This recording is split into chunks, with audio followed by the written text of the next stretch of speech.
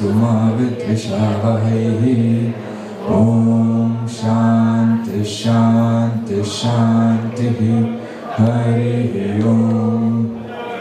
A very pleasant afternoon to one and all present here, respected principal, teachers and my dear friends. Today we are going to have a special event in our library called the book release, where we introduce a new book to our collection for every special event. For example, Chess Day, International Justice Day and other programs. Now I would like to welcome J.K. sir to address all of us. A very good afternoon to all my dear students. Namaskars to our beloved principal, Shri TKC sir, and my dear colleague, CS sir, Department of Kannada. Today, we are all have assembled here in this place to witness the release of a book. It is called You Must Know Your Constitution. You must know your Constitution. See here, this book authored by Fali S. Narin. About the author, he was a senior advocate, Supreme Court of India. He was appointed as a chairman of the Executive Committee of the International Committee of Jurists, Indian Court of Jurists, ICJ. He was the member of ICC, that is International Court of Arbitration, from 1998 to 2003. He was awarded with many honors. He was awarded as a Padma Bhushan in the year 1991, Padma Vibhushan in the year 2007. Due to the exceptional and distinctive service in the field of public affairs, he was given this award, that is Padma Vibhushan. It is the second highest civilian award. He actually served as a nominated member for the upper house of our parliament, that is Vidyashala, from 1999 to 2005. Not only the book that we are releasing today, other than this, he wrote so many works. Some of the most popular works of Nariman are like this: God Save the Honorable Supreme Court, The State of the Nation. These are the two other good books which is making its name and fame in the present context. My dear students, I am here to give some inputs about this book. You must know your Constitution. Anyhow, it will reach to you after some time. But the book, what the title is given, you must. That must is underlined and it is bolded. That means Nariman sir has, they might have told you like this, you must, because we know, being a citizen of this great nation, it is our bound responsibility and also our commitment for the nation's sake that we must know about our Constitution. This book traces the history of origin and the Indian document of governance, that is what we call Constitution. My dear boys, Constitution, as you all know that, some 9th standard boys they have a topic in the very first chapter in political science. Constitution, it is basically a Latin word, constitute, which means to establish, to form or to establish. Now, what to form or what to establish? What to form, what to establish? See here, the establishment of rules and regulations. Accordingly, the nation has to. So I can say like this, it is a guiding principles for all of us to take this nation to a right track in a accordance way. Boys, you all will play a game.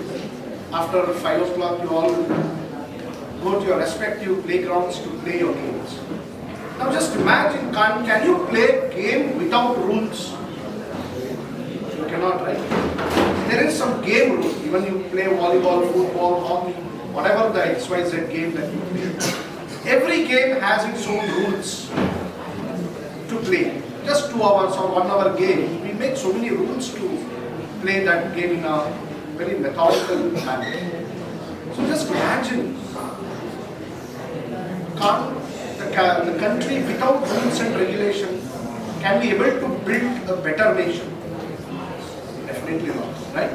So that is why rules and regulations are the part and parcel of our life, and accordingly the guidance given by the Constitution. That is why we all have to study, we all have to understand, we all have to read more about the Constitution. There are so many other good books in our library. M.V. Piley is another one good book which we have studied that in our college days. It is gives all the detailed information about the Constitution. Yes, like the same, Constitution is very important part of our life. The day-to-day activities of our life is depending on our Constitution. It is not only in your school life. Even if you take to the end of your life, the Constitution play a big role in our life. What are the salient features that we have in this book? Particularly talking about this Nariman's book, what are the most important features they have incorporated in this book? Moving to that. See, it is an educative and informative exposition of 22 parts. We call it as a chapters. The whole Constitution is divided into 22 chapters. And these 22 chapters of that Indian Constitution, it is given in this book in a bird's eye view.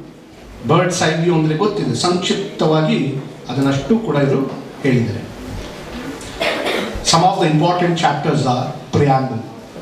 Yes, you know what is preamble. Preamble, we call it as a preface of the Constitution book. Whatever the things it is incorporated in our Constitution, the big voluminous book. Our Constitution is the world's lengthiest Constitution.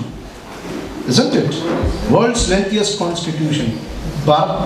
ಪ್ರಪಂಚದಲ್ಲಿ ಯಾವುದಾದ್ರೂ ಒಂದು ದೊಡ್ಡ ಸಂವಿಧಾನ ಅಂತ ಯಾವುದಾದ್ರೂ ಇದೆ, ಅದು ಭಾರತ ಸಂವಿಧಾನ. One of the voluminous book.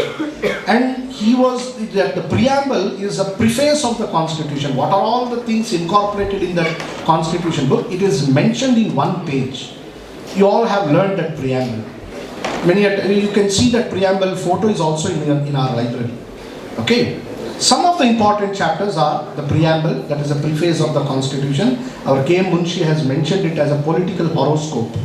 And our Jawaharlal Nehru, the first Prime Minister of this country, he called it as objective resolution of the nation. Yes. Information about the articles. You can see so many articles. We have more than 450 articles. Everything it is mentioned in this Constitution book. That is Nariman's book. He has given all whatever the articles given and what are the important references and also the critical cases and the prominent constitutional development that was taken timely. All that was mentioned here in this book. And very important, how it works government. Every chapter explains about the beauty of this Constitution. Say for example, chapter 2, 3, like that, 1, 2, 3, if you go. The chapter 3, as you know that it explains about the fundamental rights.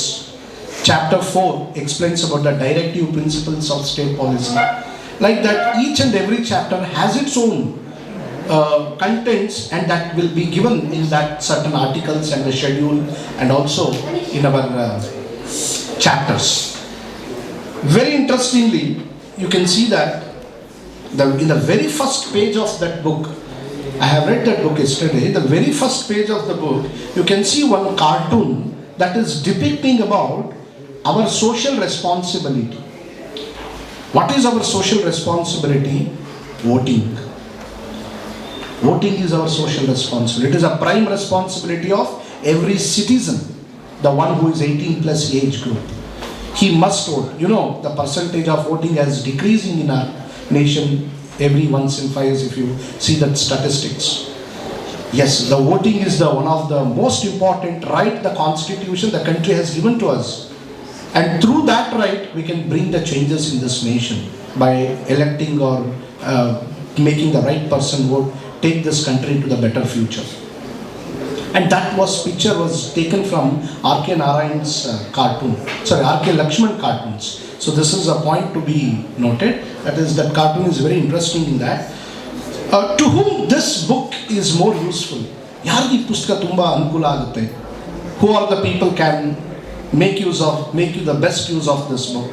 See, this book is very relevant to the judicial aspirants, the one who want to do their law, CLAT exam and all. For them it is really a very good book. Academicians, policy maker, research scholar, and you, dear students. Any project related work if we give in the activity, you can also refer this book, take some inputs from this book, incorporate that in your project work. Very interesting articles were given, and how these changes timely, even that is also one of the important aspects in this book. An account of this International Justice Day that recently you all have celebrated, that is on 17th of this month, a few days back, International Justice Day. This book is taking place in our Vidyashala library. I hope another few minutes that book will reach to you all. This is taking place in our Vidyashala library, and the only request from our side is that you must make the best use of the books, especially the books which is very relevant for your future growth. ಎಲ್ಲ ಪುಸ್ತಕಗಳು ಎಲ್ಲ ಸಮಯಕ್ಕೂ ಆಗೋಲ್ಲ, ಕೆಲವು ಪುಸ್ತಕಗಳು ಓದಲೇಬೇಕಾಗುತ್ತೆ ಈ ವಯಸ್ಸಿನಲ್ಲಿ. And you can also take the what I can say, you can go and request your teacher, which are the good books that I can make the best use of my that is character building and all. We have so many spiritual related books, and also such type of these books that gives you more information about your the academic related knowledge, and also the growth for your future. All these are the important contents that you must take it in mind, and I wish you all the very best for this on this occasion. For the first time, our Vidyashala is taking so many activities, and I always used to say that Vidyashala is an ocean of opportunities. In one or the other way, you are being catered in Vidyashala to expel the leadership qualities, and this is one such stage the platform has created for you.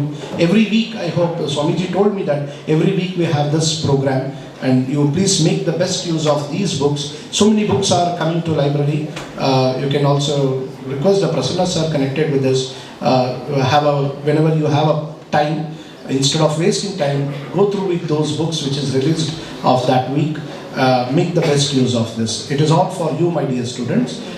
Swamijis are taking very initiative. Principals sir is also very cooperative with this type of activities. Make the best use of this. Vidyashala is creating all type of platform for you all. It is your time now to make the best use of this. With all this, I wish you all the very best for this program and the function which has taken that book releasing ceremony. And now we are going to release that book, and you can all have a view of that. Thank you, Jayanti sir, for your wonderful review of the book. Now I request TKC sir and Jayanti sir to officially.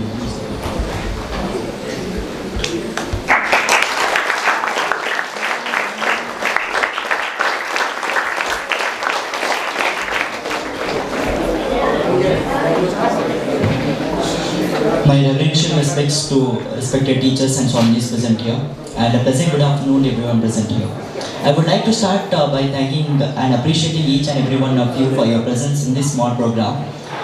Now I, Omkar Talwar, will be reciting the preamble of our constitution, after which there will be a brief summary by my friend Abhay Bharadwaj. The preamble of India.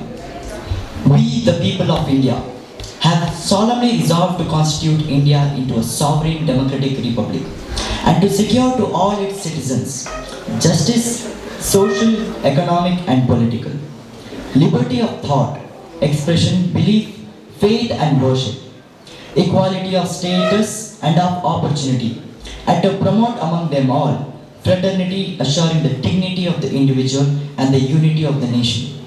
In our Constituent Assembly this 26th day of November 1949, do hereby adopt, enact and give to ourselves this Constitution.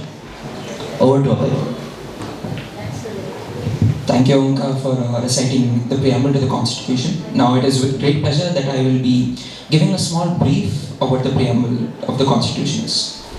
The preamble to the Constitution is a reflection of the core constitutional values that embody the Constitution.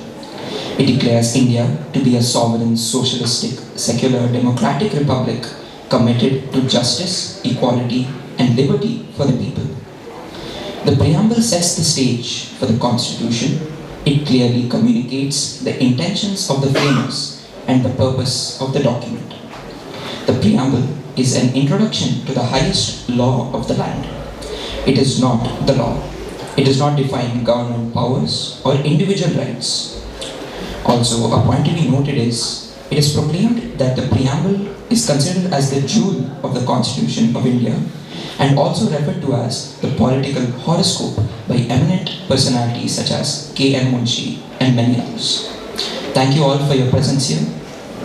We would like to conclude this program. Now I would like to ask Nishantana for his opinion and about the book and the Good document. afternoon, everyone. I've read the book, and the author, Dr. Falin S. Nariman, has paid minute attention to minute details when he was writing the book. As I've read that India, unlike other countries, does not have a national language. We have two official languages, that is English and Hindi.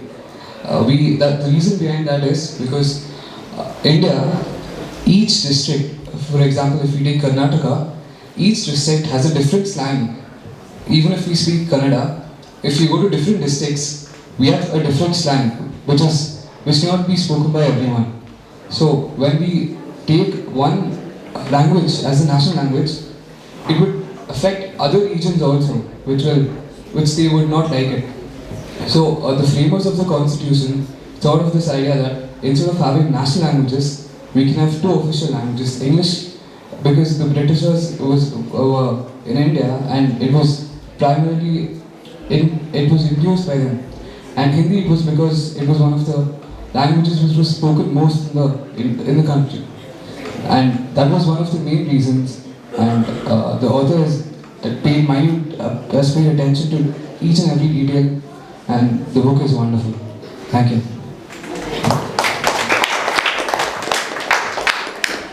Thank all our teachers for their gracious presence and participation in this program.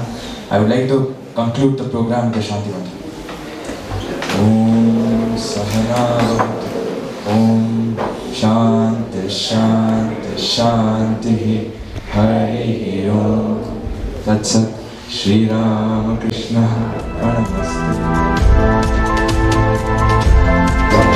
To one and all present here, we will start the program with a Shanti Mantra.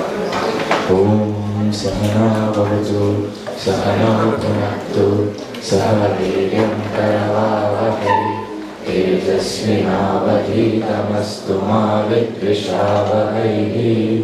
Om Shanti Shanti Shanti Hari Om. I welcome DSL and DRL sir to this program. So today we are going to have a small program of a book release on Just Day and Clock release. We have the book release by DSL and DRL sir. Sir, open money.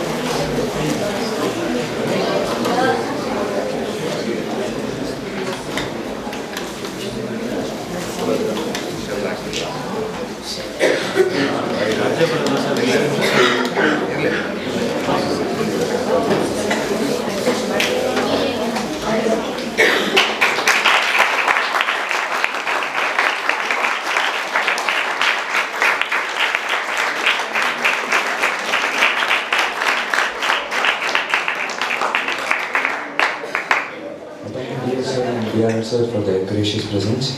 Now we have a general book review by Harsha of First PUC. Over to you. Welcome everyone. Today we are diving into the world of chess, a game that's been captivating minds and inspiring strategic thinking for centuries. Chess is more than just a board game. It's a mental duel where every move counts and every piece has a role to play. Imagine a battlefield where you command an army, strategize your move, and aim to outwit your opponent. It's a game that combines history, strategy, and intellect in a way as timeless as it's exciting. Now, when it comes to chess, few names shine as brightly as Mikhail Tal, Magnus Carlsen, Vishwanath Anand, Gary Kasparov, and Bobby Fischer. Known for his incredible skill and revolutionary approach, Fischer not only redefined the game but also brought it into the spotlight on a global stage.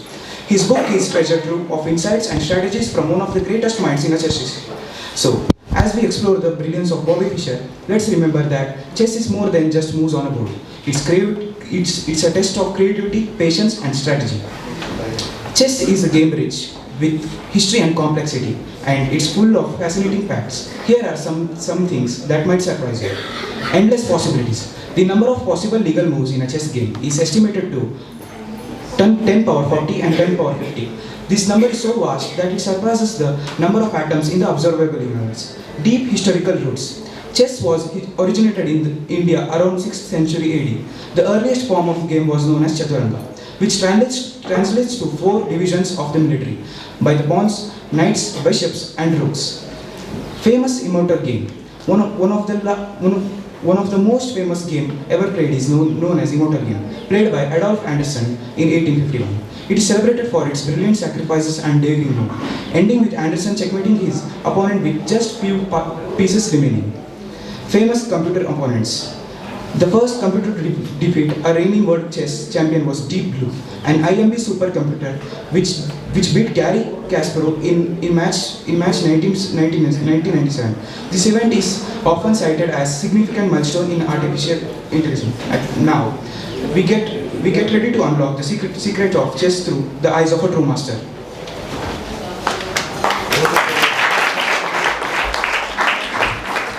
Thanks Harsha for his wonderful insights about chess. Now Parnat is going to present a review on Vishwanath Anand's biography, Mind Masters. Good afternoon everyone. My name is Parnat from 10th A, and today I am going to present a review on Mind Master, winning lessons from a champion. So this is a book of Vishwanathan Anand, a 5 times world champion. You know, it is a book which contains his life lessons and also the chess opponents he tackled in his career and all these things. So this is a book which contains valuable photos of his life and also a board depicting his matches with the world champions. So what this book basically teaches us, what are the questions he answered? He answers what role do tactics and strategy play in the preparation for achieving a goal, and how can emotion be harnessed to your advantage in tricky situations. So these are some of the topics he touched in this book. So this book is not just about chess, about the moves, about the tactics. This is about life. This is about experience he had in his life. So you can implement. This is a very fresh content. It has a very practical application. Like how do you implement these values in his life?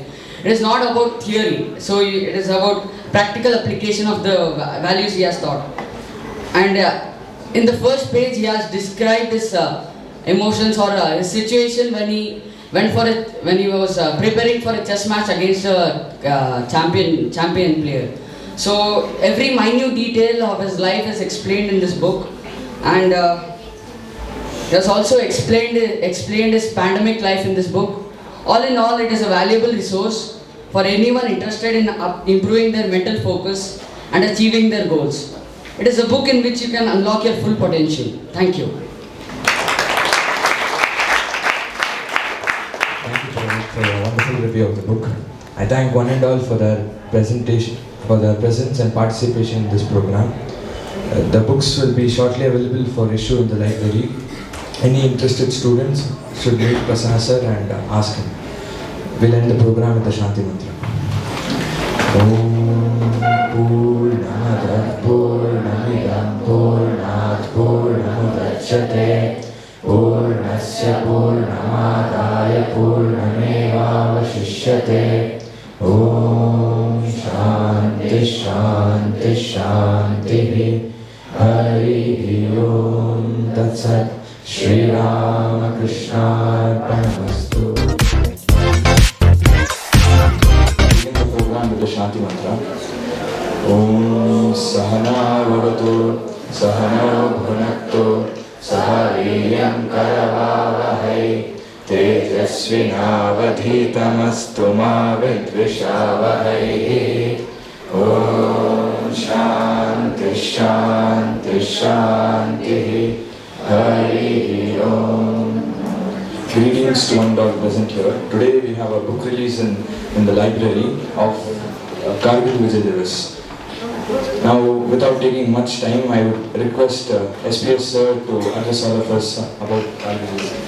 Dear colleagues and my dear friends, Revered Swami Mahipalananji asked me to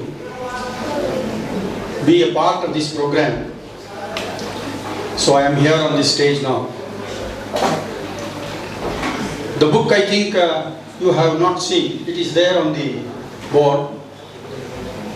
Kargil War, The Hidden Stories, written by Rachna B. Rawat. She is from a defense family. Her father is a brigadier. He won Vishishtha Seva Medal, retired brigadier now, Vishishtha Seva Medal and Seva Medal both. Brother is a captain, 5 para regiment. And her husband, Manoj Rawat, he is from 3rd Engineering Unit. During the war time, he was guarding Rajasthan border. So that is the situation. So you all know greatness of the country is not measured by the weapons that the nation has. Weapons or tanks, whatever it is, ammunitions. But it is the men behind those machines, they are important. Such men you can see in this book.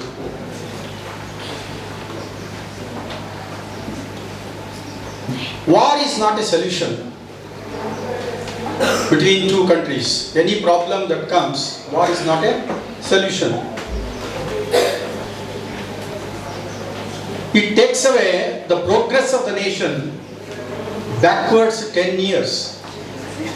So therefore, usually India so far, they have not attacked any country on its own.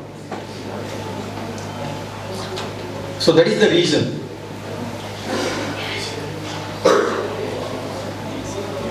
We are celebrating Kargil Divas as Vijay Divas. You know, Operation Vijay. 26th July 99, the war took place. That every year 26th July we celebrate Vijay Divas. War period 85 days from 3rd May to 26th July 1999. It has taken away about 500 brave soldiers, and thousands of soldiers came back wounded. And the expenditure of the country per day is 15 crore. Per day 15 crore. So you can calculate for 85 days how much of money spent and how many brave soldiers we lost. See why this war took place. After losing Bangladesh war, India created this Bangladesh for the Bangladesh people for fighting against Pakistan. Pakistan was waiting for an opportunity. During this period, 96 to 99, in 3 years, we had 4 prime ministers. 4 prime ministers. The center was not strong, central government. After P.V. Narasimha Rao's government, Atal Bihari Vajpayee came. as become the Prime Minister, but he stayed only for 13 days. 13 days, Prime Minister. Later on, H.D. Devegowda for 10 months, Prime Minister. 10 months. Then Indra Kumar Gujral, 12 months. Again, Atal Bihari Vajpayee for 13 months. That means, you can imagine, we had no strong government at the center. And that was the situation to utilize by the Pakistan. They were waiting for this. And politicians were busy in politics, not bothered about the nation much. There was an intelligence failure for this Kargil war. See, we have an agreement between Pakistan. During winter, soldiers will not will not occupy the Himalaya range because it is very cold, less than 7 degrees. So about 3-4 months they go back to their places, and again during summer they come back and occupy the posts. Hill range, Himalaya ranges, there are several peaks. At every peak at the top, they have a post. Some 10 to 15 soldiers will be staying at that place, watching the other side of the soldiers. During February 1999, Atal Bihari Vajpayee went to Pakistan. See, he says, he usually used to say, we can change our friends but not our neighbors. Neighbors you cannot change. Is it possible to change Pakistan to some other place? We can change our friends. Sometimes America was our friend and Russia was our friend, Israel. If you don't want, we can remove one country and we can make friendship with other. But neighbors we cannot change. So therefore he wanted to have a good friendship with Pakistan. So he took a bus and along with a few of cabinet ministers, he went to Lahore from Delhi. Then Nawaz Sharif was the Prime Minister. He invited Vajpayee and they had one-to-one talk, very cordial talk. The general of the Pakistan was Parvez Musharraf. Parvez Musharraf. He was the general of the army. During when Vajpayee was there in Lahore, he was planning how to send Pakistan soldiers to cross the Indian border. That is in February 19, I think, Atal Bihari Vajpayee in Lahore. This actual war took place in May 1999. That period in which we used to be in our country and not go to the war, that war field, that is the LOC. Musharraf sent many soldiers, Pakistan soldiers, during that winter season to cross Indian border and occupy the top posts.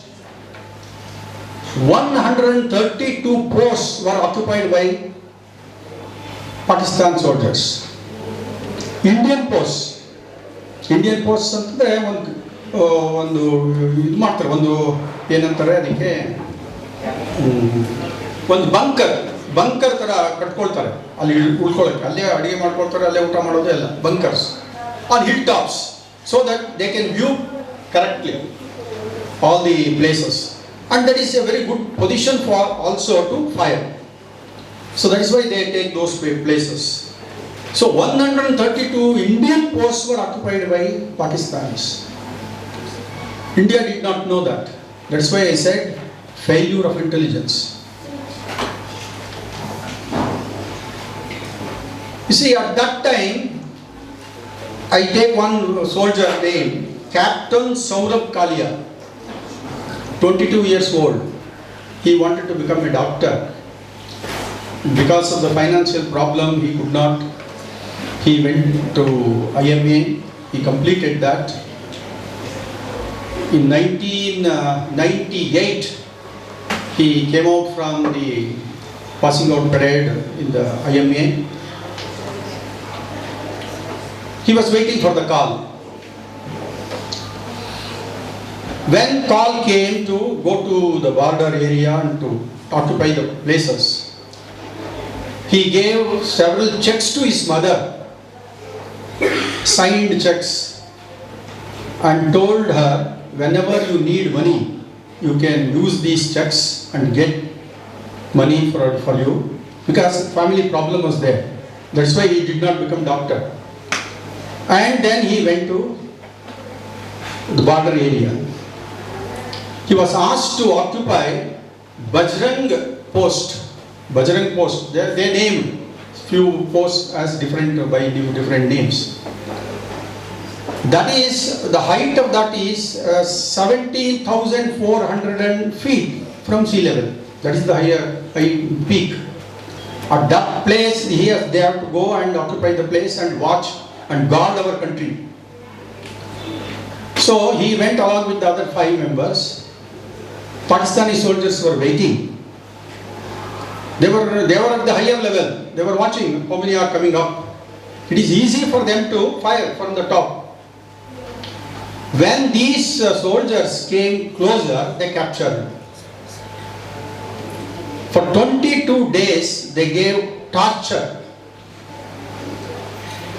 After the postmortem, they came to know red iron rods pierced into their eyes, into their ears. Eyes were removed, nose cut off, lips were cut off. The body came after 22 days. And the private organs were removed. These were the things they made to Indian soldiers.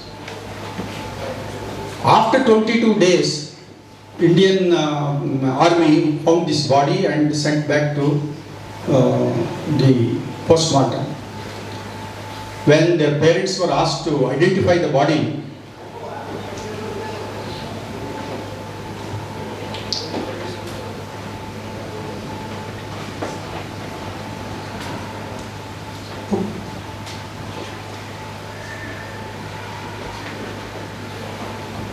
okay, I will take up another person. Captain Vikram Batra. All these are in this book, you can read. He occupied 5,140 posts. That is the name of the post. They named all these high peaks as by different names. He said he is from Himachal Pradesh. Before going, he said, Tirangavanna yetti hididu baruve athava Tirangavanna suttikondu baruve. ನೋಡಿ ಹೇಗೆ ಹೋಗ್ತಾರೆ ಅವರು soldiers ಸುತ್ತಿಕೊಂಡು ಬರೋದು ಯಾವಾಗ body. That is what he said while going. And he came second part, that is ಫ್ಲಾಗ್ನ ಸುತ್ತಿಕೊಂಡೇ ಬಂದ. ಪರಮವೀರ ಚಕ್ರ ಕೊಟ್ಟರು ಅವನಿಗೆ. He occupied that post. He chased the Pakistani armies and occupied the post. That's why he received Paramavira Chakra. Another person, Captain Hanif, he also passed away. When the general came and told his mother, Hema Aziz, the body is there, but it is very difficult for us to bring the body because firing is going on from the enemy post. It is difficult for us to bring the body to your home. That's what general said. But the mother said, I don't want another soldier to risk his life to get her son's body. So don't worry, don't send that body to me. That's what she said. That means another person will go there and he will be fired from the enemy side. This is the sacrifice by mother. One more person, Anuj Nair. He also received Mahavir Chakra. He killed 9 Pakistani soldiers, hoisted national flag at the top of 4,875 feet high post. His story, he had engagement before going to the war, but the marriage did not take place. He was killed. Another person, I have taken few names, that's all. You can read that book, beautifully written by Rawat. Another person, Yogendra Yadav. I think you have seen this person in TV channel. Yogendra Yadav, the youngest to receive Paramavira Chakra.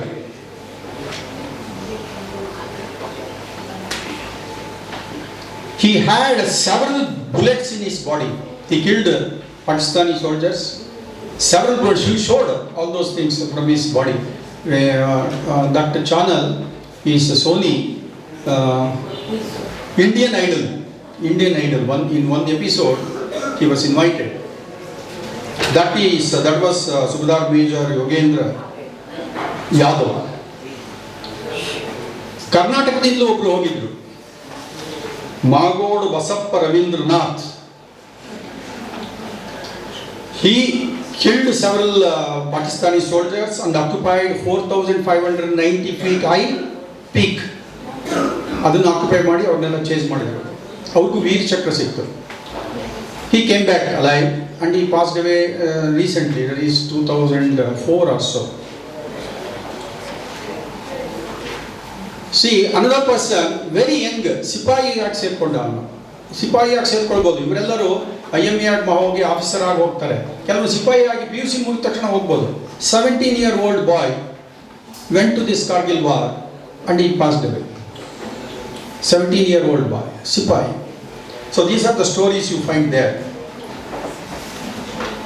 I am sure Mrs. Rachana Rawat, who writes from her heart about these soldiers, will continue to inspire future generations of soldiers and motivate them to follow the footsteps of the brave young heroes who won Kargil war for us. Dear friends, war is terrible. It destroys lives, shatters families, and leaves behind a legacy of sadness. You must all know that soldiers do not die on the war field, but they die when ungrateful nation forgets their sacrifices. May the 527 martyrs of Kargil live in our hearts forever. We shall all salute their sacrifices and selfless devotion to duty. Thank you all for this opportunity. Jai Hind. Thank you. Thank you, sir, for wonderful insights about the Kargil war. It was truly inspiring. Now we would like to officially release the book in the library. I would request SP sir, SIR sir and HJN sir to join us.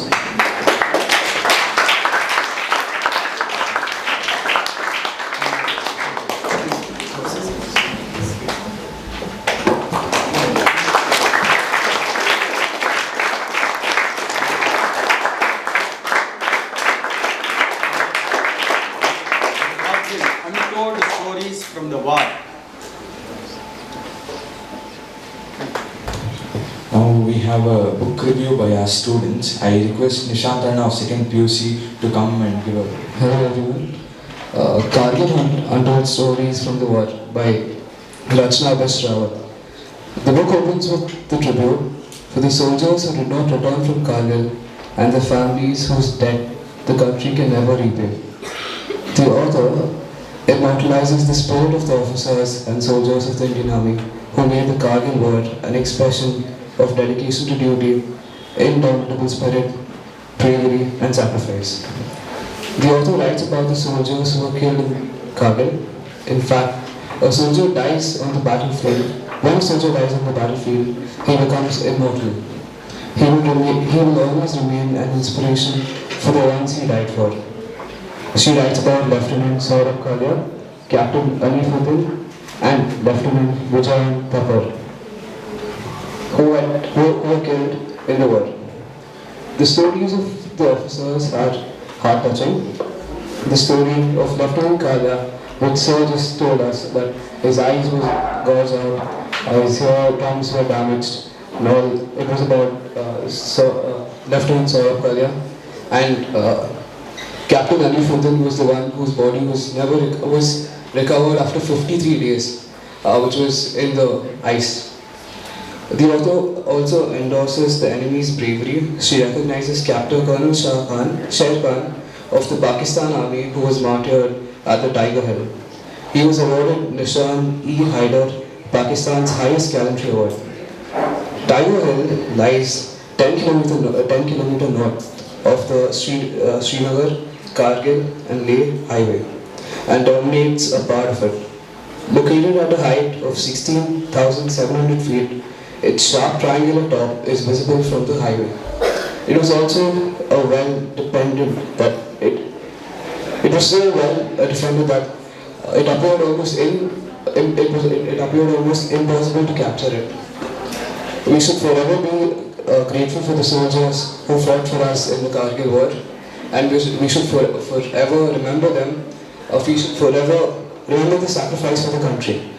I would highly recommend you to read this book, to evoke patriotism in yourselves. Thank you.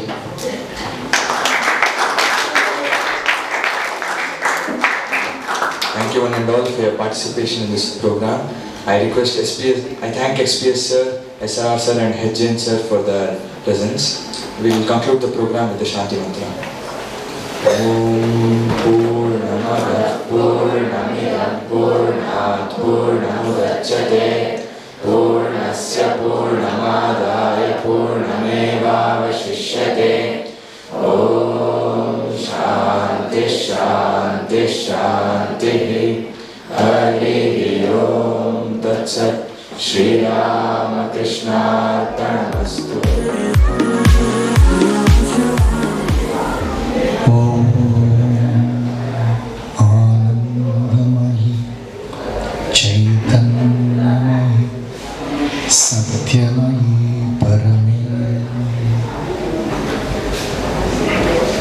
A very happy and good afternoon to all my esteemed colleagues, our respected librarian Shri Prasanna sir, and all my dear students. Generally, when we say or when we suggest a book, we think that that book is meant to be read and it is going to fill our mind with lot of knowledge. And it is going to expand the horizons of our intellect. That is the belief or that is the assumption with which we approach a book. But the book that is going to be released today is quite different in its approach, in its intention and purpose. The title of the book is The Art of Happiness, a handbook for living. It is not just a handbook for reading. It is a handbook for living. In other words, this book is meant to be practiced by the readers. It is a kind of practical manual because it contains the practical wisdom of His Holiness, the Dalai Lama.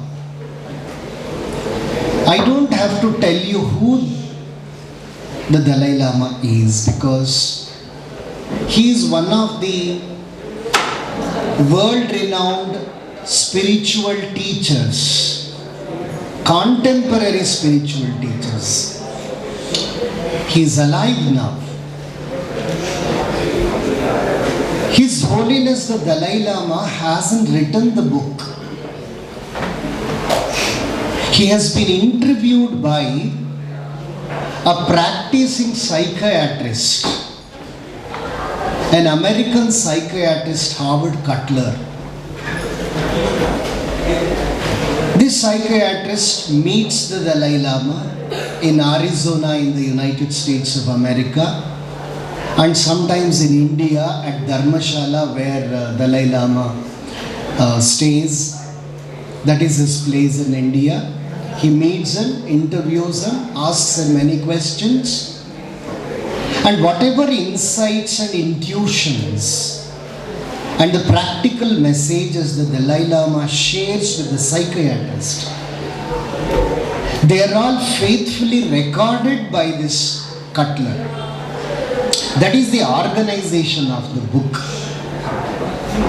So it is full of the words of the Dalai Lama. There is no doubt about it. But interviewed by a psychiatrist, recorded and placed in our hands by the psychiatrist Howard Cutler. We see the meeting of a Western psychologist or psychiatrist and a spiritual master. You must know one important thing.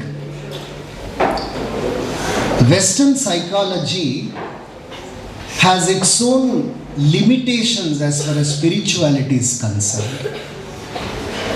When psychologists come in the proximity of a spiritual teacher, a spiritual master, their own canons, their criteria, their ways of thinking will be enlarged and expanded.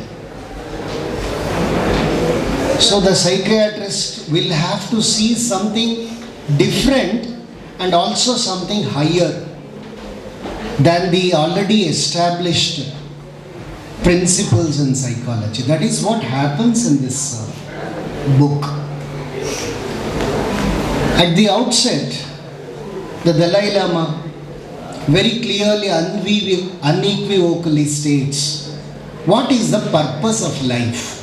The fundamental question the humanity asks itself everywhere in all the countries. What is the purpose of life? Without any doubt, according to the Dalai Lama, the very purpose of our life is to seek happiness. True happiness. But how to achieve it? He says, happiness can be achieved by training the mind. Immediately the psychiatrist raises his eyebrows and training the mind, you mean education of the mind? Yes, he says. Just as we study various subjects and master those subjects in our academic institutions, to be happy, to achieve lasting happiness in our life, we need education and we need training. That's what the Dalai Lama says.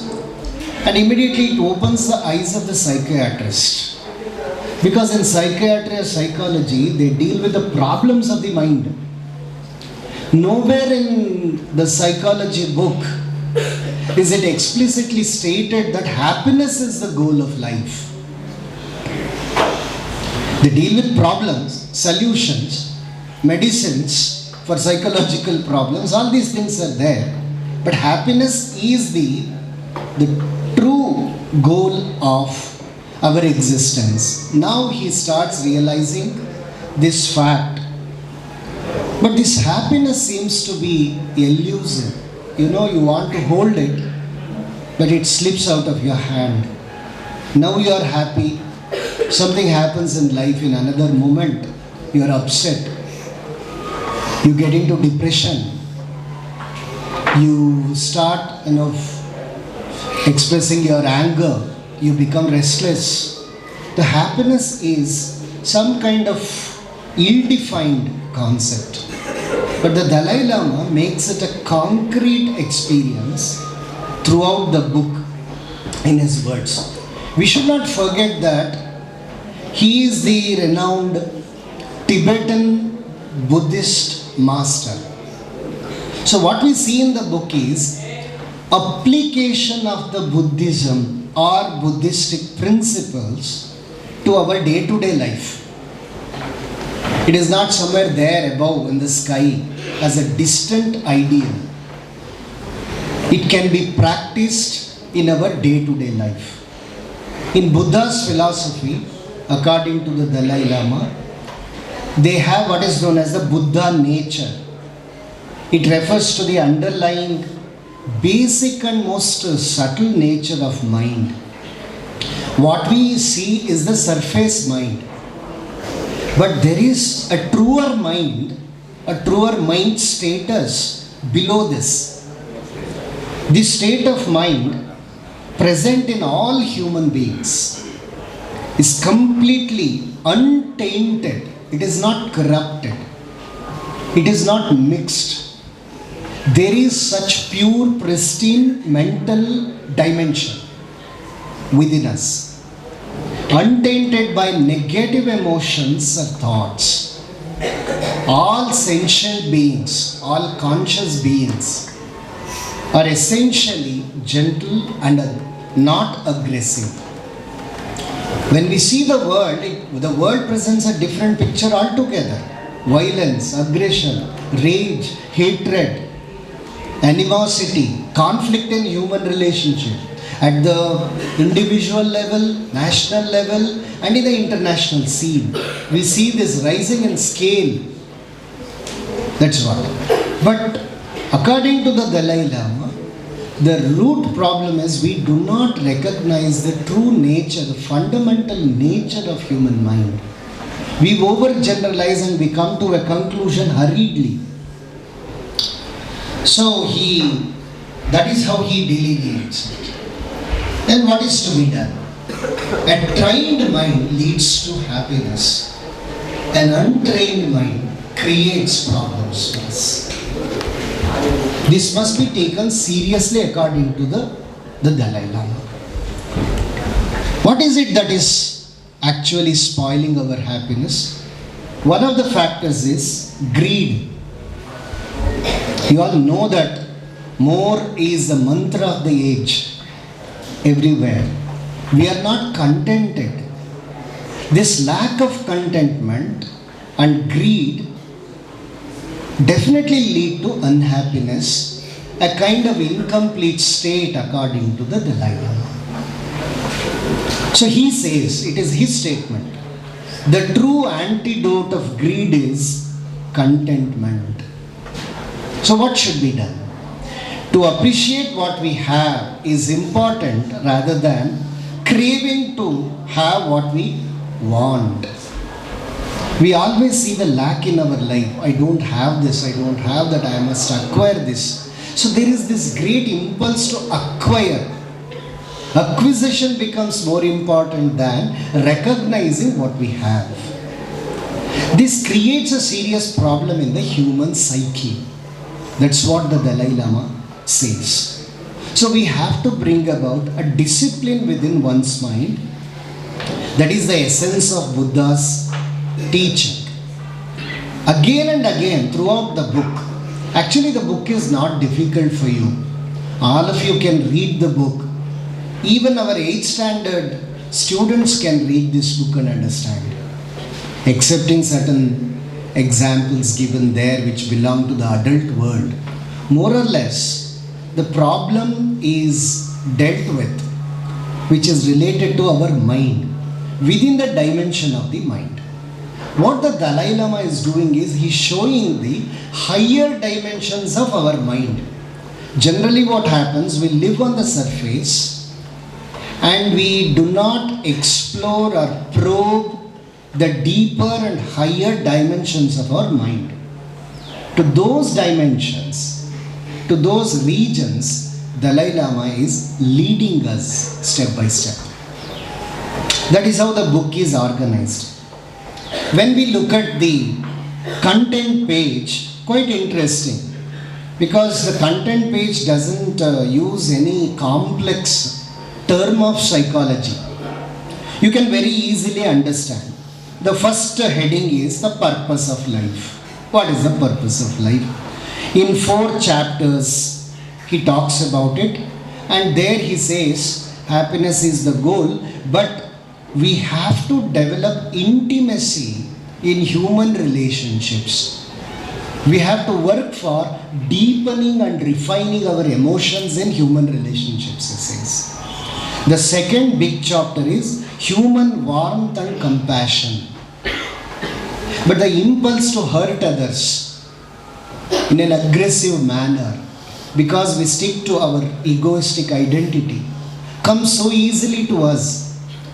But the compassionate understanding of the other person has to be mastered with great care.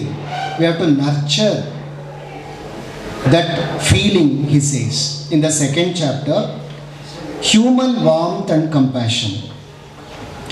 Third one is very crucial and central to Buddha's teaching. Transforming suffering.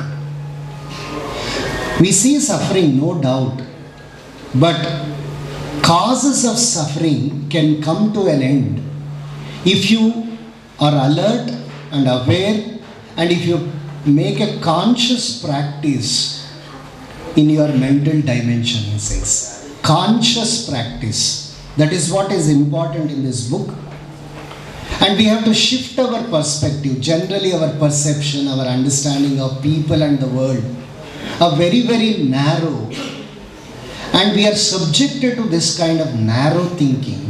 Narrow thinking or thinking ill of others, bad thoughts. A bad thought is a bad action in the cosmic level. Although it is small here, it acts on the cosmic world. So the Dalai Lama takes us to these simpler things, but we have to take care of these things. Finally, he deals with overcoming obstacles. How to bring about change, dealing with anger and hatred. All these come and enter our mind and they try to hold us. We are under the grip of anger and hatred. We are not the masters of anger and hatred. So if you practice what Dalai Lama says, it leads to mastery, not subjection. Generally what happens? Negative feelings and negative emotions, they come and rule us in nature. In a way, the Dalai Lama is asking us to conquer human nature, to overcome the personal problems.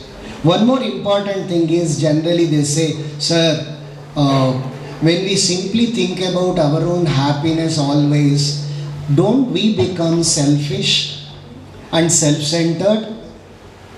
The clear answer of Dalai Lama is no. Because he gives a number of examples. You become generous when you are happy, when you are in a happy state. And you reach out to others. You become philanthropic. You start extending your service to others when you are filled with happiness. Whereas unhappy people are more worried and they are more selfish and self-centered. Unhappy people. Because the heart doesn't blossom in them. The mind doesn't expand in them. They're always brooding and brooding about themselves and their problems. The only thing that exists for them in the world is they and their problems. So unhappy people are more selfish. Happy people can become unselfish and reach out to others. This is the very clear observation of the Dalai Lama. So like this, throughout the book, without giving any abstract philosophical idea, he gives practical insights for all of us to follow it. You can apply it. For example, when you go to a driving school, you learn the ABCD of the driving: accelerator, brake, clutch. And within 15 days you will be ready to drive the car, knowing all the parts. Similarly, this doesn't give you profound and abstract philosophy which goes above your head. Whereas it penetrates into the mind and gives the practical insights to all of us and asks us to be happy. Incidentally, I remember Swami Vivekananda's words. What does Swamiji say? Before you go out of your house, go and stand in front of the mirror. Your face is morose, sullen, dull, pale. Don't go out of the house and show your bloody face to the world on that day.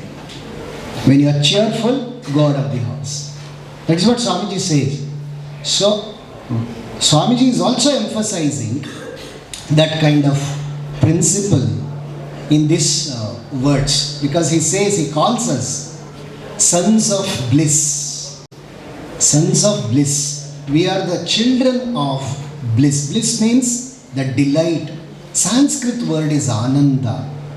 So, this principle of ananda is very clearly, in a very methodic way, enunciated in the book by the Dalai Lama, and the psychologist himself is enlightened by his discussion, continuous discussion with the spiritual master.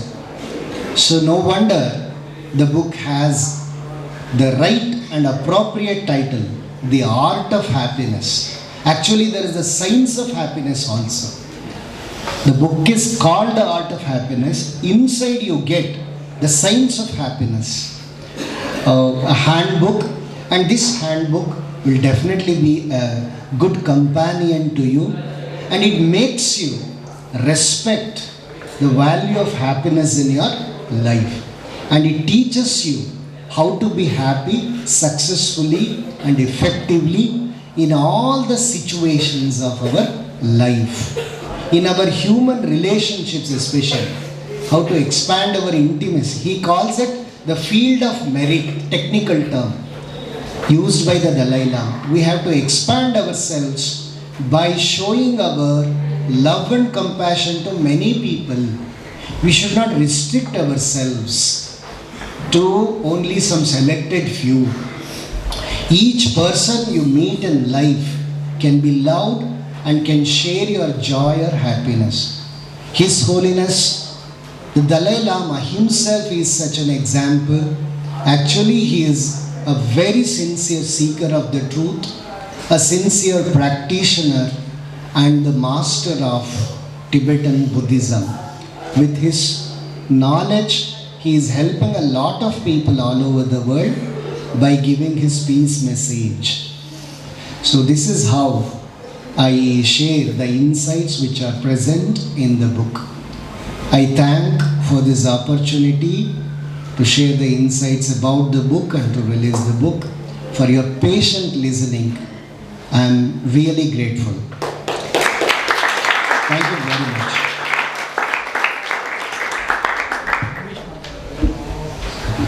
As we proceed, I would like to request sir to release the book now.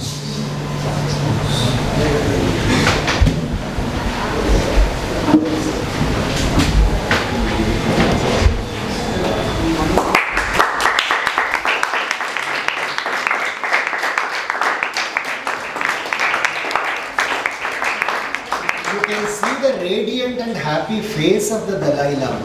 When you remove the wrinkles in the mind, when you work on the mind, remove all the wrinkles, your face becomes radiant. Okay, it starts beaming. That's what you see on the face of the Dalai Lama. So we have to respect such spiritual beings and masters and understand their insights.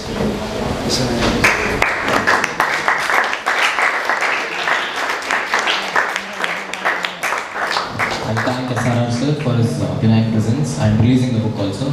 I would also like to thank other teachers present here for your participation in this activity. Thank you all for lending us your precious time. Let us conclude with the Shanti Mantra. Om Purnamada Purnamida Purnamudachyate Purnasya Purnamadaya Purnameva Vashishyate. Om Shanti Shanti Shanti. Hari Om Tat Sat. Shri Ram Krishna Arpanastu. Sahana Bhunaktu Sahaviryam Karavavahai Tejasvinavadhitamastu ma vidvishavahai. Om Shanti Shanti Shanti. Hari Om. pleasant afternoon to all present here. I am Tanmay, Secretary of Library. I would love to welcome you all to this program of book release that is about the National Sports Day that is today. So without wasting much time, I would like to invite event correspondent Swamiji to address us and also My regards to Shadias, of the Physical Education Department. She is the other staff member present here. Very dear students, today is a very important day, National Sports Day, being the birthday of the magician of hockey, Major Dhyan Chand. He was called the magician of hockey. And two good books are being released today. The secretaries of the library department and Sri M.S. Prasanna Kumar had given me those two books. I went through those books. One is India at the Olympics. It can be read very easily. All through the Olympics, what is India's participation? Not only about India, there is information about other athletes also in that. Very interestingly, you find some facts and figures in that book. Along with that, you have some inspiring quotes or sayings of great people, sports people, sportsmen, athletes who have represented India. Worth mentioning is about Saina Nehwal. She says, whenever I go, I will do my best. I will try to give my best. Suppose I am defeated, I learn from that game. That is what is called a sportsman's spirit. Taking victory and defeat with the same mindset, that is one. But trying to learn from our failures. How can I better my game? This need not apply only to sports, any aspect of our life. Like that, you see on the cover page, you will see Sakshi Malik, last time we were together, Sakshi Malik. She says, this book will tell you not only Indians at the Olympics, it will also encourage and inspire and motivate young people to make sports their career. Rio Olympics 2016, she was a bronze medal winner in wrestling. Last few seconds she scored few good points and she could win the bronze. I still remember she was showing me that video. She was trailing behind by 4 or 5 points. The last few, maybe 20-30 seconds, she changed the entire game and she could win the bronze medal.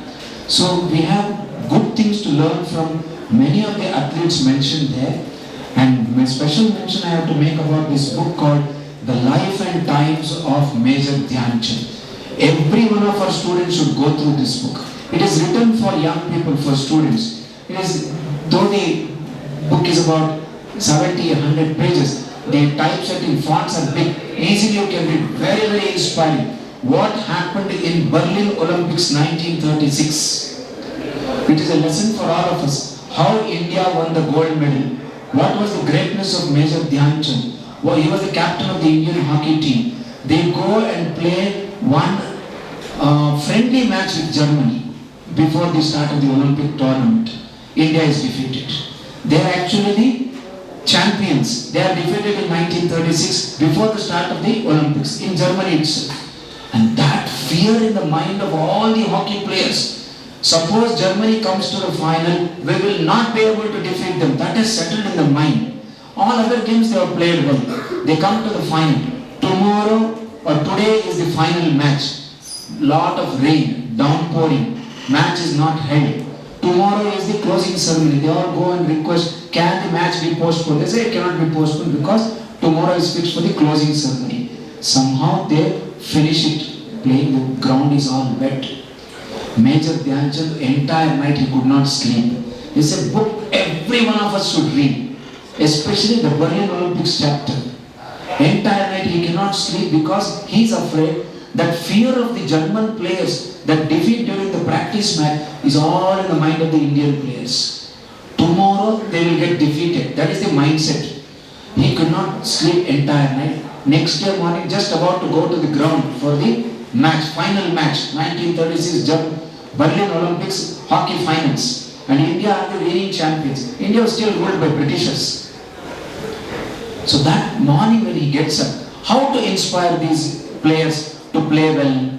And all over Germany, it has been broadcasted, advertised. without Indians asking, it has been advertised. Come tomorrow to see the magician of hockey playing. Who is that? Major Dhyan Chand. And India, they have got a lot of hopes about India, and they wanted to see the skill of Major Dhyan Chand and other good players in the Indian hockey team. But all their morale has gone down. ಎಲ್ಲರೂ ನಾವು ಸೋತೋಗ್ಬಿಡ್ತೀವಿ ನಾಳೆ Germany ಮೇಲೆ ಈಗಾಗಲೇ ಒಂದ್ಸರಿ ಸೋತಿದ್ದೀವಿ ಅಂತ. How should Dhyan Chand inspire them? There is no time to speak. Only one thing he gets a thought, that in the dressing room he opens a tricolor flag, Indian tricolor flag, and displays it. India didn't have that flag. During the opening ceremony, Dhyan Chand wanted to, or the Indian contingent wanted to march with the tricolor. But tricolor is not recognized. British is ruling India. What is called a Union Jack. I don't know what flag is that, I have not seen. They have marched under that flag. Dhyan Chand felt very bad. We Indians, we are playing here, we are unable to display our tricolor. But that morning, he displayed the tricolor. No words spoken. Only he simply held the flag. That was enough for all the players. Within the next few minutes, everybody is motivated. They all go in high spirits and defeat Germany 8-1. This is history.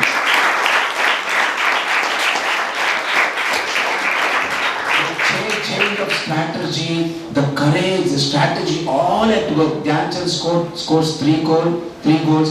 Other players also share 1 each. 3 players 1 each. Other players score 2 goals. And the understanding between, I think, Dara, one player is the Dara and Dhyan Chand.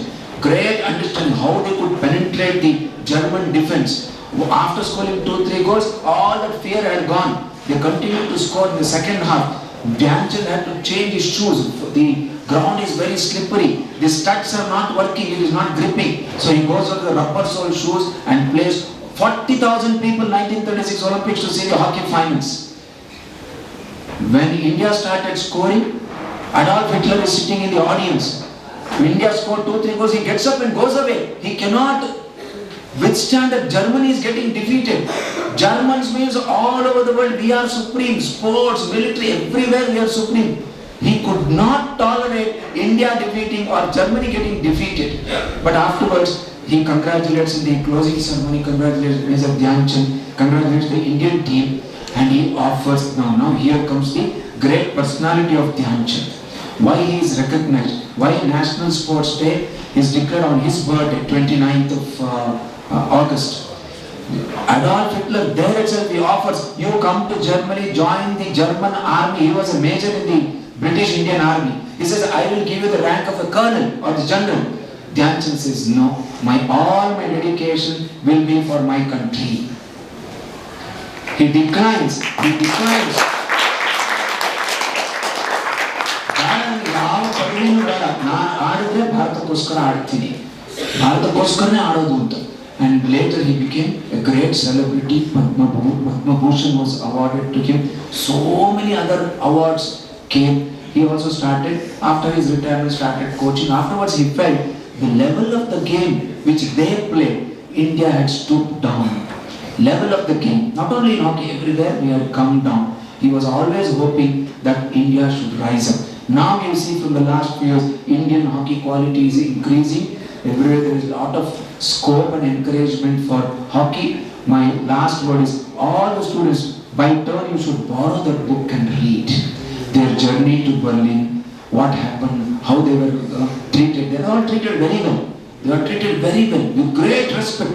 Afterwards, Indian team under the captaincy of Major Dhyan Chand was invited to New Zealand, the East African countries. All wanted to just see the players and see them play. Why is he called a magician? Some people, spectators in the audience, they were doubting Dhyan Chand because the ball never used to separate from the hockey stick. They were thinking maybe there is some magnet in the hockey stick. That was the skill. Nobody can separate hockey ball from his hockey stick. That was the skill. He will dribble like that. All this is wonderful, very inspiring, exciting, very encouraging book, Life and Times of Major Dhyan Chand. I congratulate the library people, the secretary, the in-charge, for getting that book for the library. All the students should be inspired, irrespective of your game.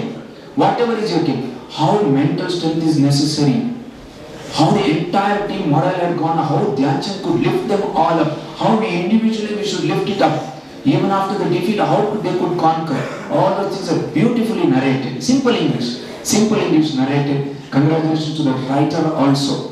Yamini, the actual name I forgot. Yamini, she has written very well. She writes in Hindi. And I turned the cover page, backside cover page, life and times of so many great celebrities. Swami Vivekananda is there, so many other people are there. And this is a book worth keeping in the library, and more so, all of you should read that book. With this I close, congratulating all of you on this, wishing you best on this national sports. Now I would request Swamiji to release the book to the library. Please, Swamiji.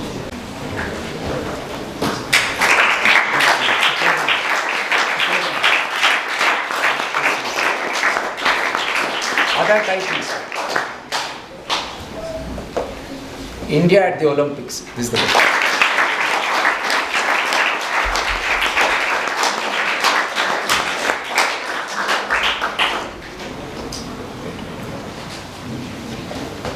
P.V. Sindhu writes here, the hard days are the best because that is where champions are made.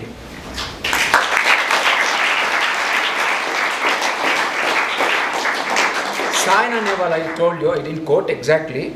My philosophy is not to be scared of anyone.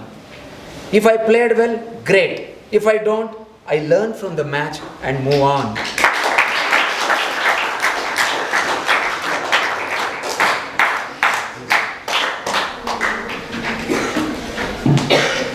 Now as we proceed, there will be a small program that is a discussion that is on the topic representation of India at the Olympics. I invite the participants to come on the stage and continue the discussion. And if time permits, even the audience will get a chance at the end to contribute. India's relatively low medal count at the Olympics, despite having celebrated 75 years of independence, is a complex issue, with multiple factors contributing to it. Let us discuss some of the few reasons. Firstly, inadequate sports infrastructure. Limited access to facilities. While India has made strides in infrastructure development, many areas lack facilities, especially the rural areas where most of the talent remains untapped. For example, in the Deccan Herald newspaper a few weeks ago, there was a headline, lack of sports facilities. In whole of Karnataka, there is only one proper football ground. So this is one of the reasons. And also, lack of specialized coaches. There are lack of specialized coaches in various sports except cricket. So athletes are deprived of that specialized training, which is very essential for the success in international levels. Second, government funding. Although government funding for sports has increased, it is still insufficient when compared to countries that excel at the Olympics. The funds are often not distributed efficiently, with a selective focus on a few sports. Private sector involvement. While initiatives like Olympic Gold Quest and JSW Sports have begun to bridge the gap, private sector involvement in sports is still in its primitive stages compared to countries like US or China. Third, administrative challenges and bureaucracy. Bureaucracy means exclusively complex administrative procedure. Now about insufficient sports federations. Many of Indian sports federations are plagued by inefficiency, corruption and mismanagement. This hinders athlete development. Bureaucracy delays crucial decisions such as training, selections and participation at international events. Lack of long-term vision. There is often a lack of strategy, long-term planning in sports administration, leading to short-term fixes rather than sustainable athlete development programs. Fourth, cultural and social factors. Cricket dominance. Cricket's overwhelming popularity in India means that other sports receive less attention, both in terms of media coverage and funding. This impacts the overall sports culture in the country, society's attitude towards sports. In many parts of India, sports are still not seen as a viable career option. Academic success is prioritized over sports, which discourages many talented individuals from coming out and showing their talents at national and international levels. Fifth, lack of physical and psychological training. Many Indian athletes are not exposed to the developments in sports science, nutrition, injury management, and many of the Indian athletes lack enthusiasm. For example, when they are competing with a very difficult team, there is a common mindset that they will lose. So they lack it. These are the detriments to their success. 6. Population versus participation. While India has a large population, the percentage of people actively participating in sports is low compared to other countries. This reduces the pool of potential Olympic level athletes.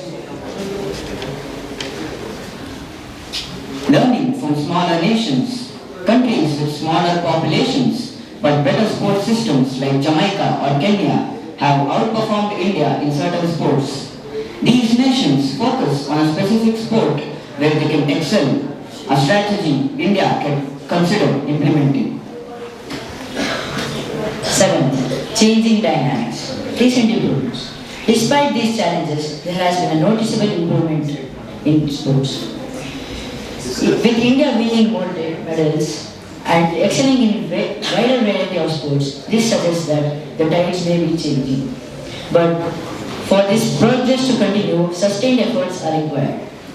Over to Unveil.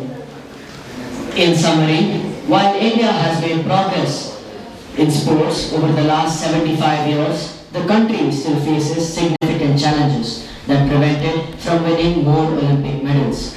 Addressing these issues will require a multifaceted or all-round approach involving better infrastructure, increased funding, improved sports administration, and a cultural shift towards valuing sports as a career. Thank you.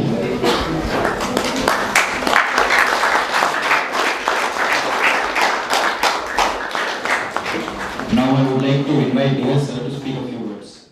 Swamiji ಅವರಿಗೆ ನನ್ನ ನಮಸ್ಕಾರಗಳು ಹಾಗೂ ಇರುವಂಥ ನನ್ನ ಸಹಪಾಠಿಗಳಿಗೆ ಹಾಗೂ ಪ್ರೀತಿಯ ವಿದ್ಯಾರ್ಥಿಗಳಿಗೆ ನನ್ನ ಕ್ರೀಡಾ ದಿನಾಚರಣೆಯ ಪರವಾಗಿ ಹೃತ್ಪೂರ್ವಕವಾದ ಶುಭಾಶಯಗಳು.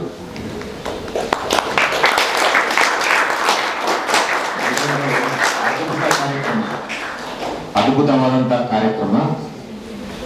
ಕ್ರೀಡಾ ದಿನಾಚರಣೆಯನ್ನ ಕ್ರೀಡಾ ಅಂಕಣಕ್ಕೆ ಹೋಗದಲ್ಲೇ ಕ್ರೀಡೆಯನ್ನ ಒಂದು ಲೈಬ್ರರಿಯಲ್ಲೂ ಕೂಡ ತರಬಹುದು ಅನ್ನೋದಕ್ಕೆ ಇದೊಂದು ಉದಾಹರಣೆ. ತಮಗೆಲ್ಲ ಇದೊಂದು ಅದ್ಭುತವಾದಂತಹ 2 ಪುಸ್ತಕ ಕೊಟ್ಟಿದ್ದಾರೆ. ಈ ಪುಸ್ತಕದಲ್ಲಿ ತಾವು ಓದಿ ತಾವು ಕ್ರೀಡೆಯ ಅಂಕಣಕ್ಕೆ ಬನ್ನಿ ಅಂತ ಇದೊಂದು ತಿಳಿಸಕ್ಕೆ ಒಂದು ಉದ್ದೇಶ. ಇದಾದ ನಂತರ ಸ್ವಾಮೀಜಿಯವರು ಧ್ಯಾನ್ ಚಂದ್ ಬಗ್ಗೆ ಮತ್ತೆ ಇಂಡಿಯಾ ಒಲಿಂಪಿಕ್ಸ್ ಬಗ್ಗೆ ಸಾಕಷ್ಟು ಮಹತ್ವಗಳನ್ನ ತಿಳಿಸ್ಕೊಟ್ಟಿದ್ದಾರೆ. ನಾನು ಈಗ ಡಿಬೇಟ್ ಮಾಡಿದ್ರ ಬಗ್ಗೆ 1-2 ನಿಮಿಷ ಹೇಳ್ತೀನಿ. ಈಗ ಯಾರು ಹೇಳಿದ್ರು ಸ್ಪೋರ್ಟ್ಸ್ ಇನ್ಫ್ರಾಸ್ಟ್ರಕ್ಚರ್ ಇಲ್ಲ ನಮ್ಮ ಇಂಡಿಯಾದಲ್ಲಿ. ಸ್ಪೋರ್ಟ್ಸ್ ಇನ್ಫ್ರಾಸ್ಟ್ರಕ್ಚರ್ ಇದೆ, ಆದರೆ ಎಲ್ಲಿದೆ? Countries like China, Russia, Japan, they build this stadium in the heart of the city where it is very easy to go. ಮಕ್ಕಳಿಗೆ ಸ್ಟೇಡಿಯಂಗೆ ತುಂಬಾ ಸುಲಭವಾಗಿ ಹೋಗಿ ಅದು ಅಟ್ರಾಕ್ಟ್ ಮಾಡಬೇಕು ಅಂತ. ನಮ್ಮಲ್ಲಿ ಸ್ಟೇಡಿಯಂ ಇದೆ, ಊರಿಂದ ಆಚೆ ಮಾಲ್ಗಳಿದೆ, ಪಿಜ್ಜಾ ಕಾರ್ನರ್ ಇದೆ ಸೆಂಟ್ರಲ್ಲಿ, where it will attract you more then stadium. So slowly ಇದನ್ನೆಲ್ಲ ಅನುಭವ ತಗೊಂಡು ನಿಧಾನಕ್ಕೆ ಬಿಲ್ಡ್ ಮಾಡಕ್ ಶುರು ಮಾಡಿದ್ದಾರೆ. So slowly our infrastructure is building. India is doing good. India is doing good. Then you told population versus participation. How much you participate? ನೀವೆಷ್ಟು participate ಮಾಡ್ತೀರಿ? ಹೌದು, ಹಾಸ್ಟೆಲ್ ಇರೋರು ದಿನ ಆಡ್ತಾ ಇದ್ದಾರೆ, ಒಲಿಂಪಿಕ್ ಹೋಗಿರೋರು ದಿನ ಟ್ರೈನಿಂಗ್ ಮಾಡ್ತಾ ಇದ್ದಾರೆ. ನೀವು ನನ್ನ ಕೈಲಿ ಆಗಲ್ಲ ಅಂತ ಬಿಟ್ಬಿಡ್ತಾ ಇದ್ದೀರಾ. ಈಗ ನಮ್ಮಲ್ಲಿ ಇನ್ಫ್ರಾಸ್ಟ್ರಕ್ಚರ್ ಇದೆ. How many are going to use that? Lower, grassroots level, you are grassroots level players. ನೀವು ಇನ್ಸ್ಪೈರ್ ಆಗಿ ನೀವು ಮುಂದಕ್ಕೆ ಆಡಿದ್ರೆ ಆಟೋಮೆಟಿಕ್ ಆಗಿ population will convert into medals. Medal, one gold medal. We are happy. We are crackers ಹೊಡಿತಾ ಇದೀವಿ. 1 gold ಮೆಡಲ್ಗೆ 100 gold medal ತಗೊಳ್ಳೋರಿದ್ದಾರೆ. ಯಾಕೆ? Dedication. Dedicate ಮಾಡಬೇಕು. Whether it is in the field of sports, anything. ಹಾಡು ಹೇಳ್ತೀಯಾ, ಹಾಡು ಹೇಳು, ಡೆಡಿಕೇಟ್ ಮಾಡು. ಆಟ ಆಡ್ತೀಯಾ, ಆಟದಲ್ಲಿ ಡೆಡಿಕೇಟ್ ಮಾಡು. ಓದ್ತೀಯಾ, ಓದೋದ್ರಲ್ಲಿ ಡೆಡಿಕೇಟ್ ಮಾಡು. ಹೌ ಈಸ್ ಯುವರ್ ನಿಮ್ ಇನ್ವಾಲ್ವ್ಮೆಂಟ್ ಏನು? ಸಣ್ಣ ಸಣ್ಣ ಪ್ರಾಬ್ಲಮ್ ಅನ್ನ ನಾವು ತಲೆ ಮೇಲೆ ಹಾಕೊಂಡು ಇದು ದೊಡ್ಡ ಪ್ರಾಬ್ಲಮ್ ಅನ್ಕೊಳ್ಳೋದ ಅಥವಾ ಓವರ್ಕಮ್ ಮಾಡೋದ? Sports will teaches you to overcome the all problems in your life. ನೀನ್ ಎಷ್ಟನೇ ಕ್ಲಾಸು? 6ನೇ ಕ್ಲಾಸ್. ಸೋಷಿಯಲ್ 2ನೇ ಚಾಪ್ಟರ್ ಅವರು. ಆಯ್ತು. 2ನೇ ಕ್ಲಾಸಲ್ಲಿ ನೀನ್ ಯಾರ ಜೊತೆ ಆಟ ಆಡ್ತಾ ಇದ್ದೆ? ನಿನ್ ಫ್ರೆಂಡ್ ಹೆಸರು ಗೊತ್ತಾ? ಏನು? ಆಕಾಶ್. ನೋಡಿ, 6ನೇ ಕ್ಲಾಸ್ ಅಲ್ಲಿ ಓದಿರೋ ಸೋಷಿಯಲ್ ನೆನಪಿಲ್ಲ ಅವನಿಗೆ, 2ನೇ ಕ್ಲಾಸ್ ಅಲ್ಲಿ ಆಟ ಆಡಿದ ನೆನಪಿದೆ. The reason is sports.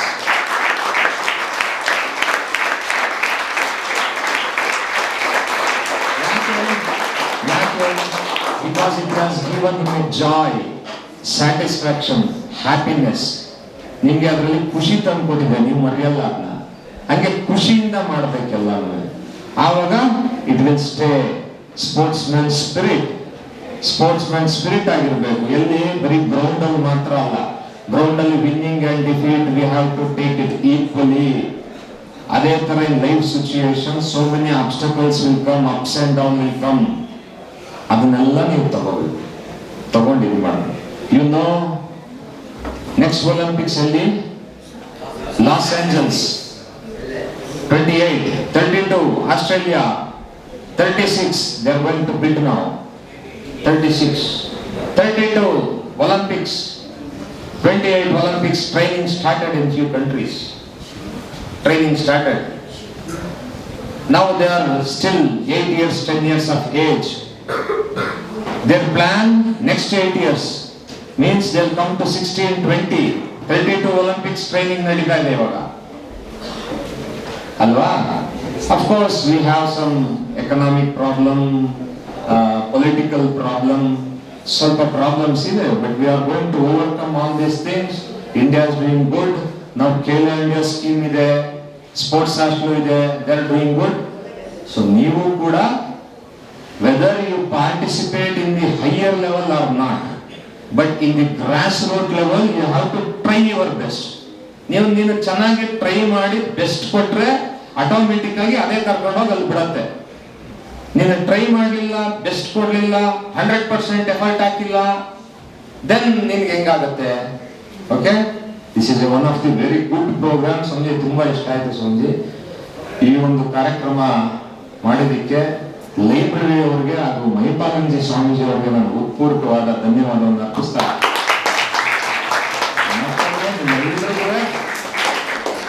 ರಾಷ್ಟ್ರೀಯ ಕ್ರೀಡಾ ದಿನಾಚರಣೆಯ ಶುಭಾಶಯಗಳು. Thank you, sir. I would like to thank Correspondent Swamiji for addressing us and also releasing the book. I thank other teachers for their participation in this activity.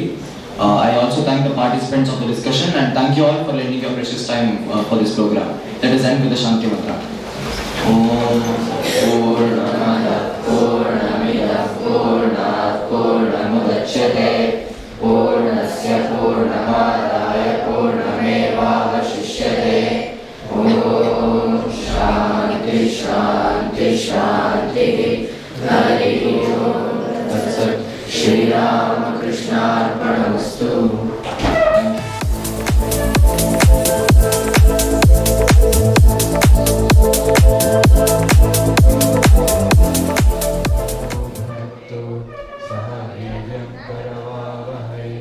तेजस्विनावधीतमस्तु मा विद्विषावहैः.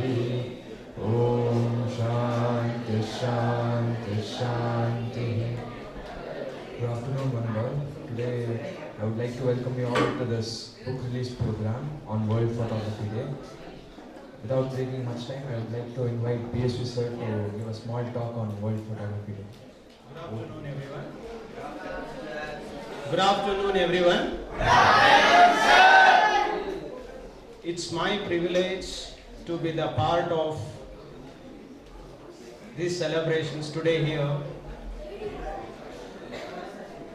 I'm very happy to be in the part of releasing a book connected with digital photography. We are in a 21st century where every individual's skill set has more value than the marks scored by an individual. Marks is also an eligibility criteria to build your career or to get into a job, only an eligibility criteria. Whereas in the society, people have started to analyze your skill set. Skills in co-curricular activities. What is the meaning of skill set? Skill set means being good in any of the activities.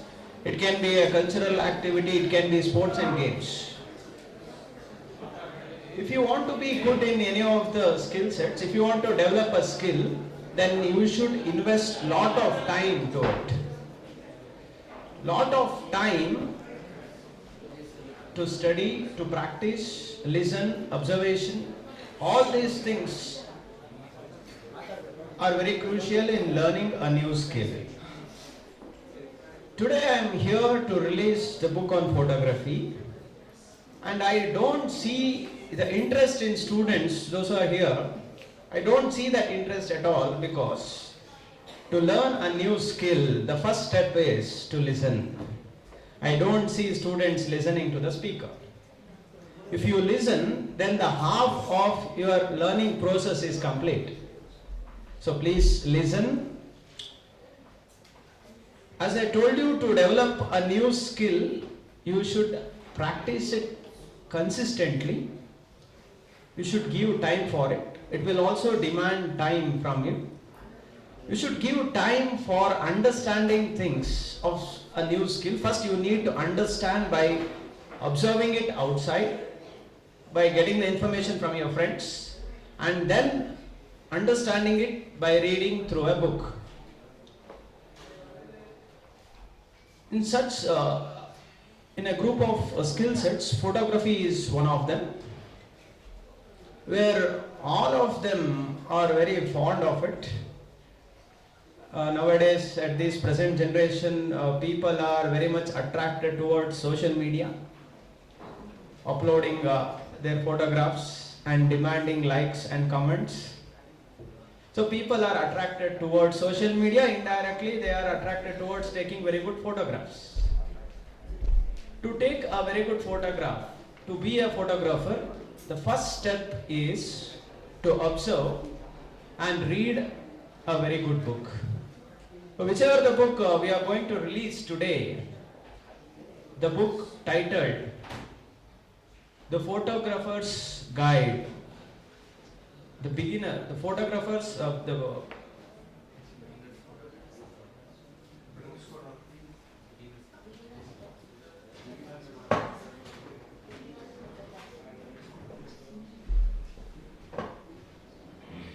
beginner's photography guide helps you to understand step-by-step detail of using the camera and capturing the best photos you have ever seen. To get the best pictures, it's necessary to know the method of using camera. The popular camera used in the society now, as of now, is DSLR camera. What is the full form of DSLR? People are interested in uploading photographs, but people are not interested in learning new things. So I request you to go through this book. This is one of the best books that helps you to understand the method of using camera. I'm very glad that I'm here to release this book, The Beginner's Photography Guide.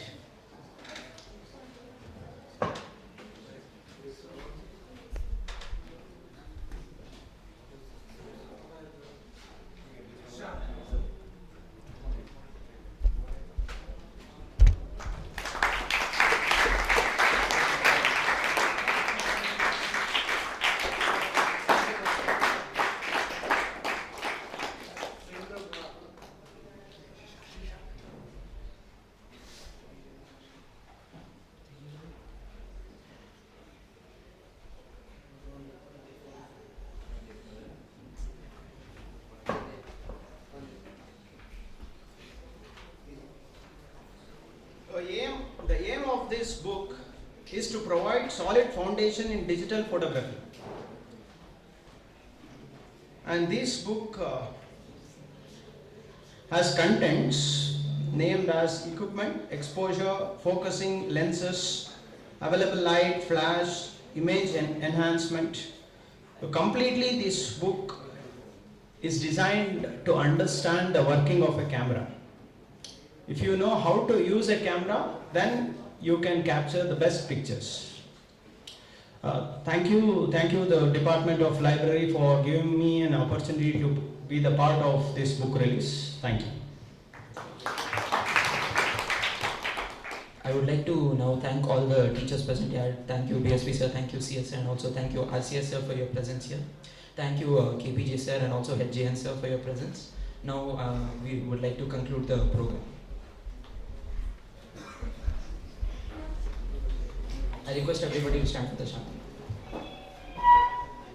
Om Shanti Shanti Shanti Hari Om Tat Sat Shri Ram Krishna Arpanamastu.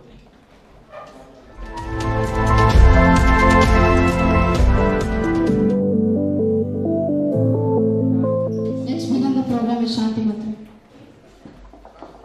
Om Sahanavatu Sahana Bhunaktu Sahaviryam Karavavai Tejasvinavadhitamastu Ma Vidvishavai. Om Shanti Shanti Shanti Hari Om. So pleasant afternoon to one and all present here. My name is Kadish from class 9th. I wholeheartedly welcome all of you to another session of book release in the library. The title of the book is The Upside Down Book of Nuclear Power, which will be released by Sri G.N. Manohar sir. So without wasting any further time, I would like to call upon G.N. sir to brief us about the book and release. Wonderful invite. I request Revere SRR sir to come and occupy the front row. Also SPS sir, I request you to occupy the front seat. So it's indeed a very important event wherein you're releasing a wonderful book. So basically, as you all know, that book is a man's best friend, unlike other social media today. It's better more and more we inculcate the habit of reading more books, thereby elevating our inner consciousness. Unlike what social media today is doing, it's going in the other direction. Now this book mainly talks about nuclear energy. Basically, before going to the topic of energy, have you heard of the word fuel in chemistry? Can anyone tell me what is meant by fuel? In chemistry, I think in 8th standard you had the topic of fuel. Yeah, please tell me.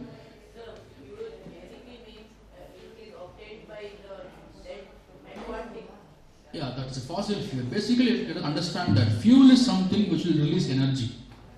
Am I clear? Substance which is giving out energy is called fuel, and that energy is used for practical applications. Am I clear?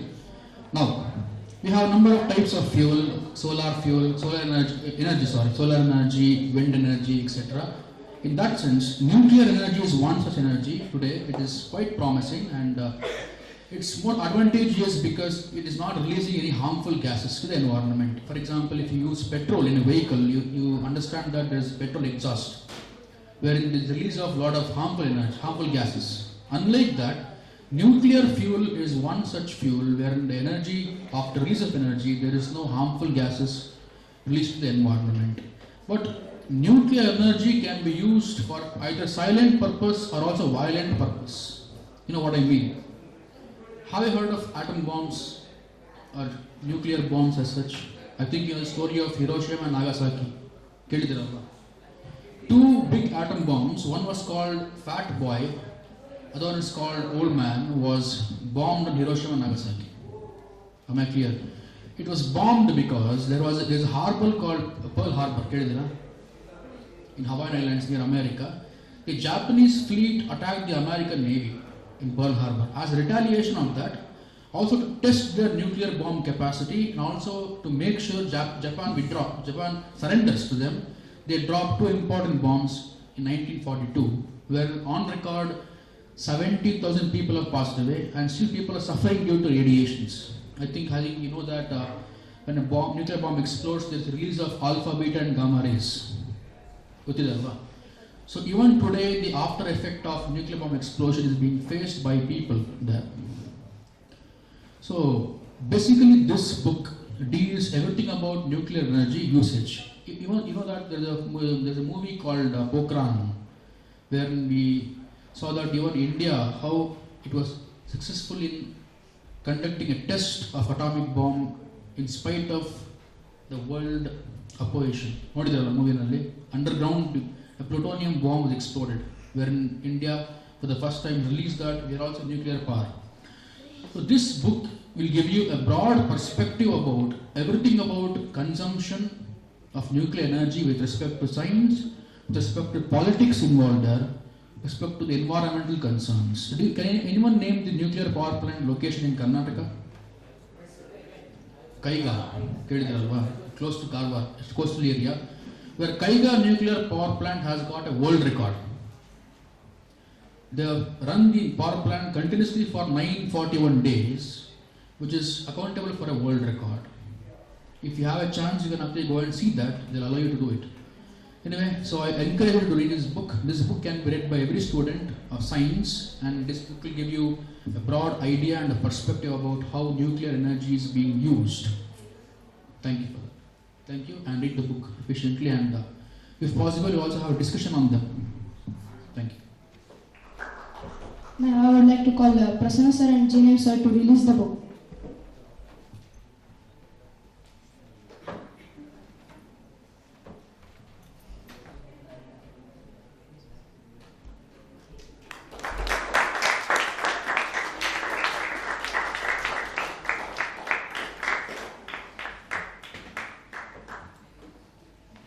Now I would like to call Vidyashala to give some information about nuclear Good power. afternoon, everyone present here. On this occasion of the book release, I am Monish of class 10. I'm going to speak about the nuclear energy and constructive and destructive uses of nuclear energy. Nuclear energy is basically the energy stored inside the atomic nucleus of an atom. When elements with large and unstable nucleus, for example uranium, are made to undergo nuclear fission, it splits into two lighter nuclei with the release of tremendous amount of energy in the form of radiation. It is estimated that when an atom of uranium-235 isotope undergoes nuclear fission, it releases 200 electron volts of energy. This fission reaction in a large scale creates destruction if not used properly. If this reaction is controlled, it can be used to power cities with millions of people. But when nuclear reaction is uncontrolled, it leads to a nuclear explosion. One such example of a nuclear bomb is the small boy dropped by the United States of America during the Second World War. During the Second World War, US declared war against Japan when the Japanese forces destroyed the Pearl Harbor in 1941. The US wanted the war to end as soon as possible. So it commissioned the Manhattan Project, the making of the first nuclear weapon and its testing. On 6th of August 1945, it was a pleasant day in Hiroshima when a United States Boeing 747 aircraft passed over Hiroshima and dropped the small boy bomb which contained uranium-235. The bomb was exploded 45 seconds after it fell from the aircraft, and it vaporized each and every building, people and object within the radius of 1.5 kilometers. Even people today suffer with long-term cancer, radiation sickness and severe burns.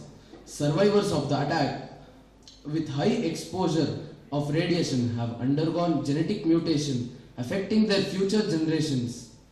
This energy with such high destructive potential can be used in many constructive ways also. Diseases like cancer and leukemia can be cured by radiotherapy involving the process of penetrating the radiation into human skin to kill the cancer cells. Enriched nuclear fuel can be used in nuclear reactors which have the capacity to produce millions of watts of electric power which can power enormous cities or even propel giant ships and submarines. Radiation is used in sterilizing medical equipment and also in cancer treatment and research. With this, we can conclude that it depends upon man if he wants to use these gifts given by Mother Nature in either a destructive way or in an innovative way, helping the society. I thank the audience for their patience. With this, I conclude my talk. Thank you. I thank James and Prasanna sir for releasing the book. I thank Monishana for giving us his information about nuclear power. I thank all the volunteers who have helped us make this session a success, and not the least, KPJ sir for his gracious presence and the audience, and to motivate them to keep attending these sessions to increase your knowledge. Thank you. Let's end the session with Purnamati. Purnamada Purnamida Purnat Purnamudachyate Purnasya Purnamadaya Purnamevavashishyate. Om Shanti Shanti Shanti. Hari Om Tat Sat. Shri Ram